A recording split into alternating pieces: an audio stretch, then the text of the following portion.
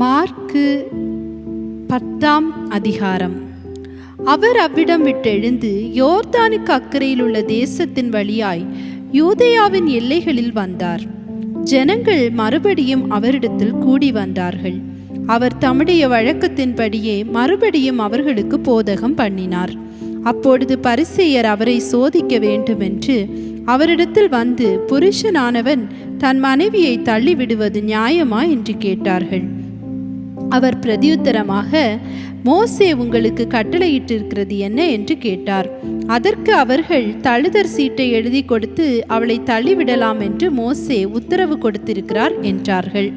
இயேசு அவர்களுக்கு பிரதியுத்தரமாக, உங்கள் இருதய கடினத்தின் நிமித்தம் இந்த கட்டளையை உங்களுக்கு எழுதி கொடுத்தான். ஆகிலும் ஆதியிலே மனுஷரை சிருஷ்டித்த தேவன் அவர்களை ஆணும் பெண்ணுமாக உண்டாக்கினார். இது நிமித்தம் புருஷனானவன் தன் தகப்பனையும் தாயையும் விட்டு தன் மனைவியோடு இசைந்திருப்பான். அவர்கள் இருவரும் ஒரே மாம்சமாய் இருப்பார்கள். இவ்விதமாய் அவர்கள் இருவராயிராமல் ஒரே மாம்சமாய் இருக்கிறார்கள். ஆகையால் தேவன் இணைத்ததை மனுஷன் பிரிக்காதிருக்க கடவன் என்றார். பின்பு வீட்டிலே அவருடைய சீஷர்கள் அந்த காரியத்தை குறித்து மறுபடியும் அவரிடத்தில் விசாரித்தார்கள். அப்பொழுது அவர், எவனாகிலும் தன் மனைவியை தள்ளிவிட்டு வேறொருத்தியை விவாகம் பண்ணினால் அவன் அவளுக்கு விரோதமாய் விபச்சாரம் செய்கிறவனாய் இருப்பான். மனைவியும் தன் புருஷனை தள்ளிவிட்டு வேறொருவனை விவாகம் பண்ணினால் விபச்சாரம் செய்கிறவளாய் இருப்பாள் என்றார். அப்பொழுது சிறு பிள்ளைகளை அவர் தொடும்படிக்கு அவர்களை அவரிடத்தில் கொண்டு வந்தார்கள். கொண்டு வந்தவர்களை சீஷர்கள் அதட்டினார்கள். இயேசு அதை கண்டு விசனமடைந்து, சிறு பிள்ளைகள் என்னிடத்தில் வருகிறதற்கு இடம் கொடுங்கள், அவர்களை தடை பண்ணாதிருங்கள். தேவனுடைய ராஜ்யம் அப்படிப்பட்டவர்களுடையது. எவனாகிலும் சிறு பிள்ளையைப் போல் தேவனுடைய ராஜ்யத்தை ஏற்றுக்கொள்ளாவிட்டால் அவன் அதில் பிரவேசிப்பதில்லை என்று மெய்யாகவே உங்களுக்கு சொல்லுகிறேன் என்று சொல்லி அவர்கள் அணைத்து கொண்டு அவர்கள் மேல் கைகளை வைத்து அவர்களை ஆசீர்வதித்தார். பின்பு அவர் புறப்பட்டு வழியிலே போகையில் ஒருவன் ஓடி வந்து அவருக்கு முன்பாக முழங்கால் படியிட்டு, நல்ல போதகரே, நித்திய ஜீவனை சுதந்திரித்து கொள்ளும்படி நான் என்ன செய்ய வேண்டும் என்று கேட்டான். அதற்கு இயேசு, நீ என்னை நல்லவன் என்று சொல்வானேன்? தேவன் ஒருவர் தவிர நல்லவன் ஒருவனும் இல்லையே. விபச்சாரம் செய்யாதிருப்பாயாக, கொலை செய்யாதிருப்பாயாக, களவு செய்யாதிருப்பாயாக, பொய் சாட்சி சொல்லாதிருப்பாயாக, வஞ்சனை செய்யாதிருப்பாயாக, உன் தகப்பனையும் உன் தாயையும் கனம் பண்ணுவாயாக என்கிற கற்பனைகளை அறிந்திருக்கிறாயே என்றார். அதற்கு அவன், போதகரே, இவைகளை எல்லாம் என் சிறு வயது முதல் கை கொண்டிருக்கிறேன் என்றான். இயேசு அவனை பார்த்து அவனிடத்தில் அன்பு கூர்ந்து, உன்னிடத்தில் ஒரு குறை உண்டு, நீ போய் உனக்கு உண்டானவைகளை எல்லாம் விற்று தரித்திரருக்கு கொடு, அப்பொழுது பரலோகத்திலே உனக்கு பொக்கிஷம் உண்டாயிருக்கும். பின்பு சிலுவையை எடுத்துக்கொண்டு என்னை பின்பற்றி வா என்றார். அவன் மிகுந்த ஆஸ்தி உள்ளவனாய் இருந்தபடியால் இந்த வார்த்தையை கேட்டு மனமடிந்து துக்கத்தோடே போய்விட்டான். அப்பொழுது இயேசு சுற்றி பார்த்து தம்முடைய சீஷரை நோக்கி, ஐஸ்வர்யமுள்ளவர்கள் தேவனுடைய ராஜ்யத்தில் பிரவேசிப்பது எவ்வளவு அரிதாயிருக்கிறது என்றார். சீஷர்கள் அவருடைய வார்த்தைகளை குறித்து ஆச்சரியப்பட்டார்கள்.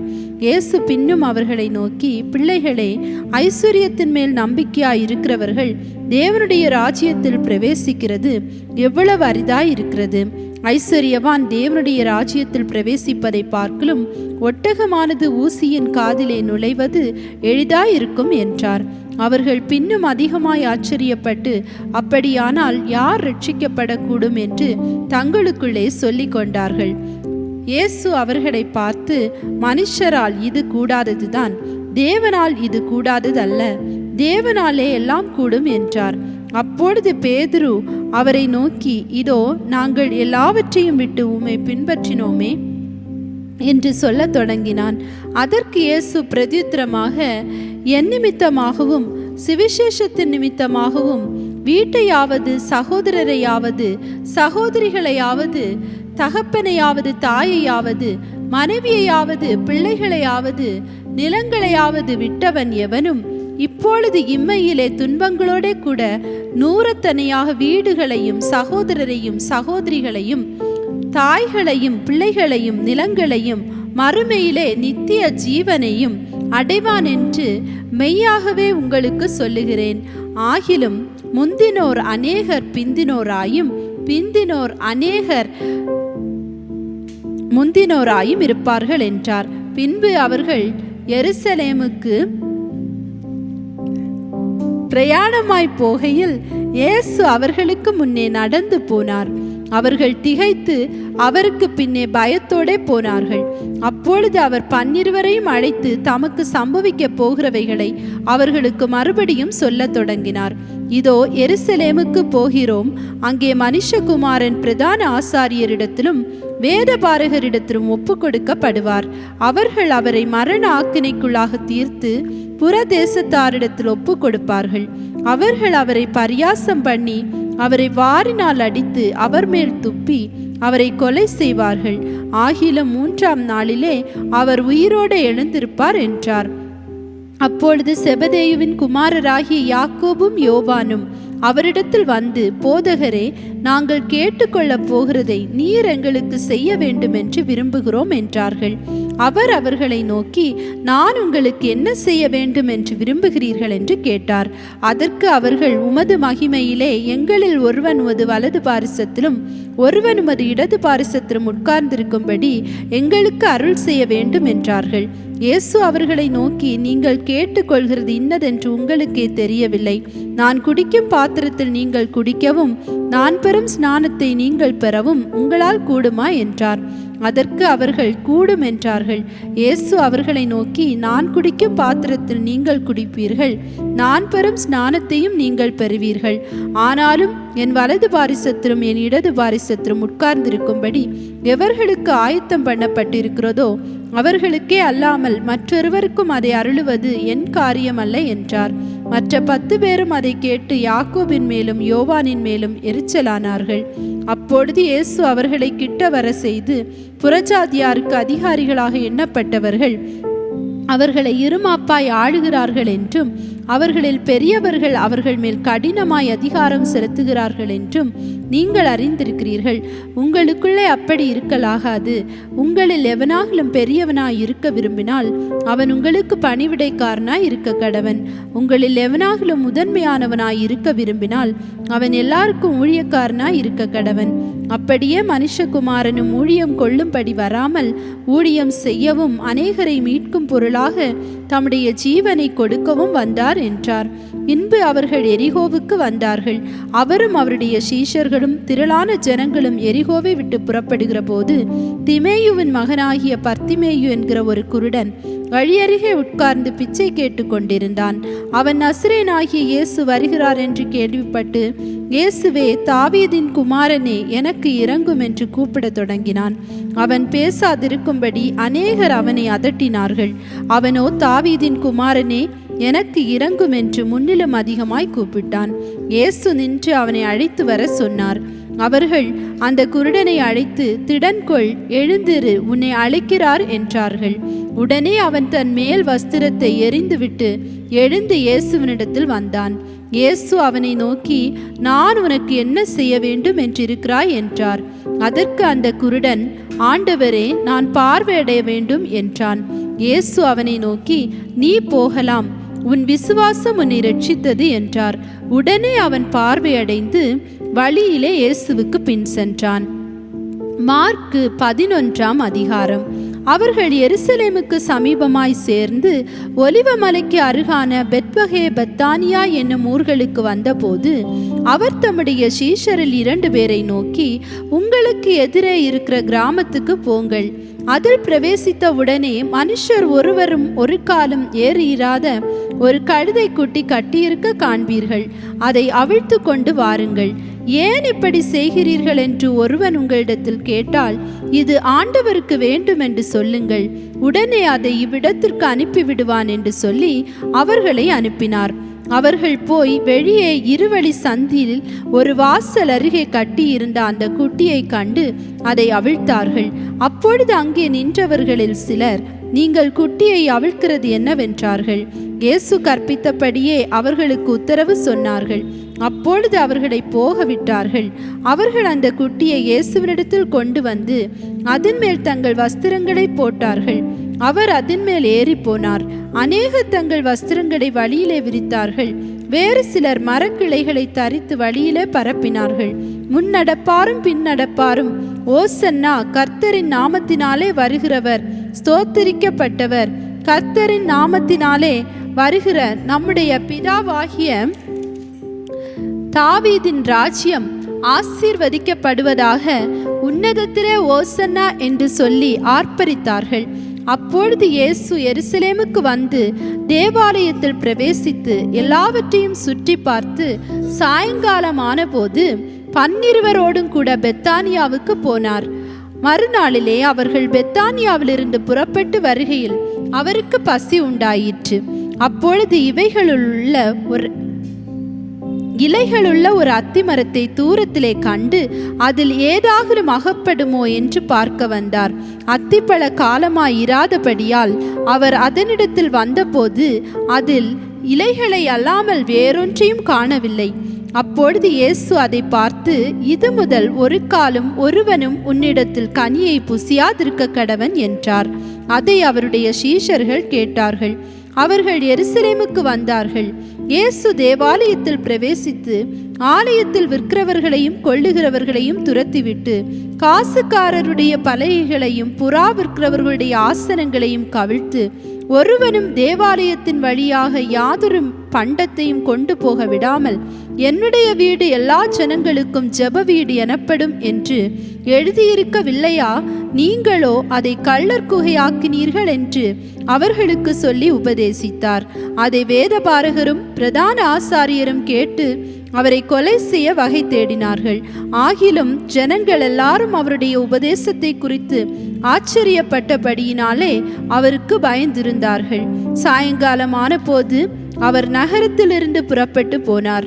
மறுநாள் காலையிலே அவர்கள் அவ்வழியாய் போகும்போது அந்த அத்திமரம் வேரோடே பட்டு போயிருக்கிறதை கண்டார்கள். பேதுரு நினைவு கூர்ந்து அவரை நோக்கி, ரெபி, இதோ நீர் சபித்த அத்திமரம் பட்டு போயிற்று என்றான். இயேசு அவர்களை நோக்கி, தேவனிடத்தில் விசுவாசம் உள்ளவர்களாய் இருங்கள்.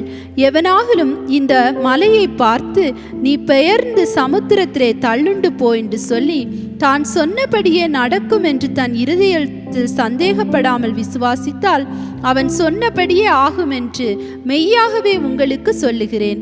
ஆதலால் நீங்கள் ஜெபம் பண்ணும் போது எவைகளை கேட்டுக்கொள்வீர்களோ அவைகளை பெற்றுக்கொள்வோம் என்று விசுவாசியுங்கள். அப்பொழுது அவைகள் உங்களுக்கு உண்டாகும் என்று சொல்லுகிறேன்.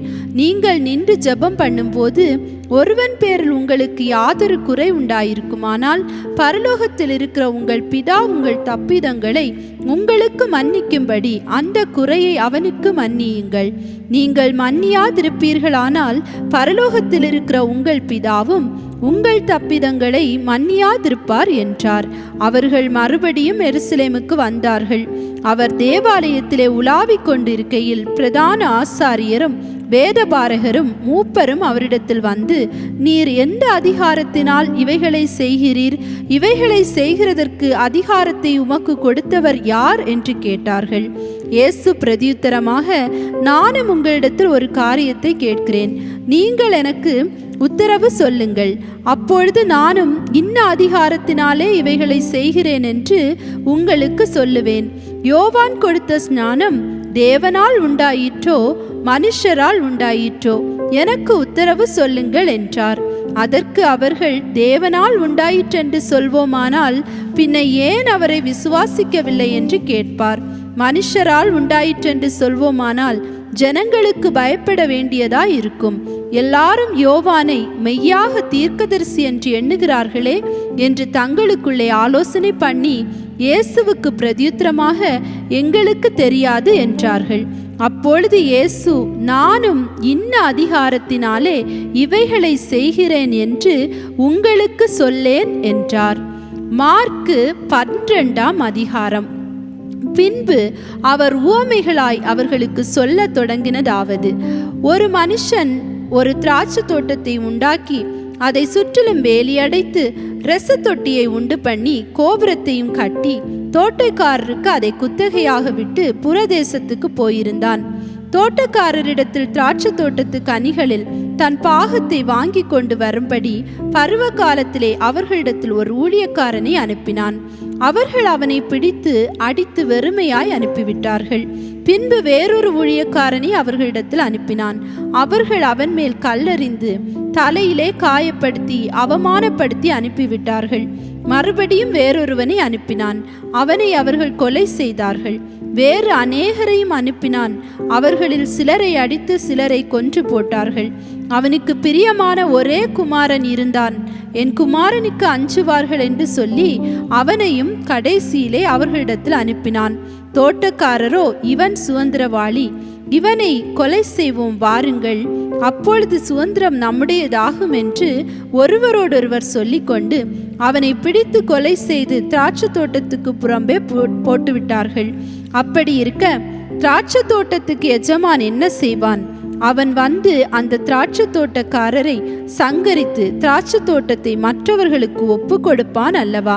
வீடு கட்டுகிறவர்கள் ஆகாதென்று தள்ளின கல்லே மூளைக்கு தலைக்கல்லாயிற்று. அது கர்த்தராலே ஆயிற்று.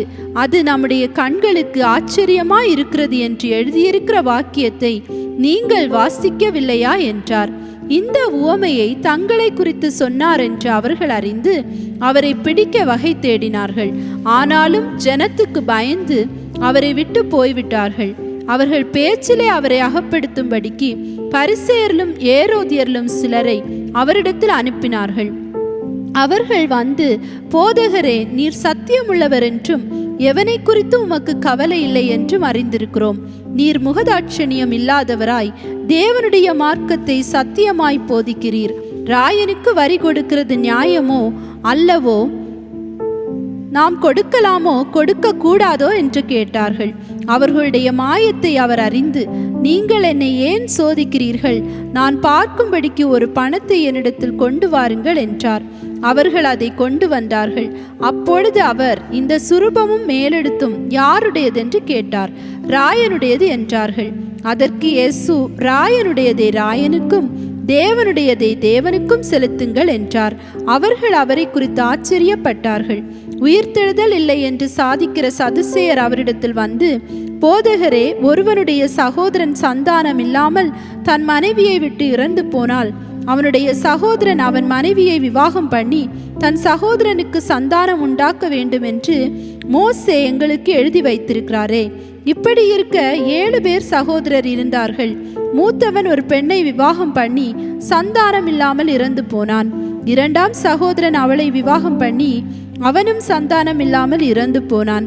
3ஆம் சகோதரனும் அப்படியே ஆனான். 7 பேரும் அவளை விவாகம் பண்ணி சந்தானம் இல்லாமல் இறந்து போனார்கள். எல்லாருக்கும் பின்பு அந்த ஸ்திரீயும் இறந்து போனாள். ஆகையால் உயிர்த்தெழுதலில் அவர்கள் எழுந்திருக்கும் போது அவர்களில் எவனுக்கு அவள் மனைவியாயிருப்பாள்?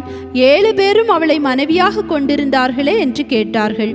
இயேசு அவர்களுக்கு பிரதியுத்தரமாக, நீங்கள் வேத வாக்கியங்களையும் தேவனுடைய வல்லமையையும் அறியாததினால் அல்லவா தப்பான எண்ணம் கொள்ளுகிறீர்கள்.